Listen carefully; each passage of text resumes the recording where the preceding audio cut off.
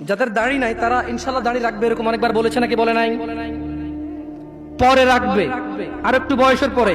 ছি ছি ছি ছি ছি ছি ছি ছি ছি। এমন হাজার মা বাবা পাওয়া যায়, ছেলেটা দাড়ি রেখেছে, এসএসসিতে পড়ে, বললো যে এখন রাখিস না, কলেজে উঠলে রাখিস। ওই মা, তোমাকে বলি, তুমি তোমার ছেলেকে আদর করো না? ছি, মিথ্যু মা। আরে তোমার মতো মারা মাইশাকে হত্যা করে ফেলেছে পরকিয়া করতে গিয়ে। তোমার চাইতে মাইশার মা অনেক ভালো ছিল, মেয়েকে হত্যা করেছে, অন্তত ইসলামে তো বাধা দেয়নি।